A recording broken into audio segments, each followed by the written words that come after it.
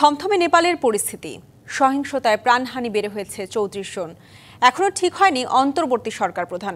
এবার এ পদে নাম এসেছে নেপালের প্রথম নারী প্রধান বিচারপতি সুশীলা কার্কির।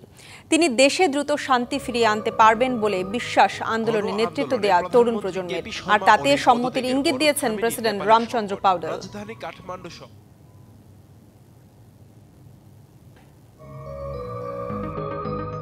গণ আন্দোলনে প্রধানমন্ত্রী কেপি শর্মা ওলির পদত্যাগের পর থামেনি নেপালের সংকট। রাজধানী কাঠমান্ডু সহ দেশজুড়ে দোকানপাট, স্কুল কলেজ এখনো বন্ধ। রাস্তায় টহল দিচ্ছেন সেনারা।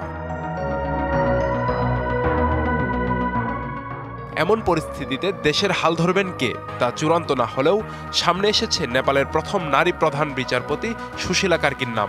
অবসর নিলেও সংকটে অন্তর্বর্তীকালীন নেতৃত্বের জন্য তাকেই পছন্দ জেনজিদের।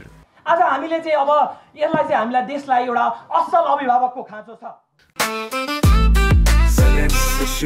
জেনেক্সে শিফট করো, লাইফকে লিফট করো। আমাদের এমন একজন নেতা দরকার যিনি আইনের গভীর জ্ঞান রাখেন। আমার মতে সুশীলা কার্কি দেশের অভিভাবক হওয়ার যোগ্য। আন্দোলনকারীদের দাবি, নতুনভাবে দেশ গড়ে তুলতে সংসদ ভেঙে দিয়ে সুশীলা কার্কির নেতৃত্বে অন্তর্বর্তী সরকার গঠন করতে হবে।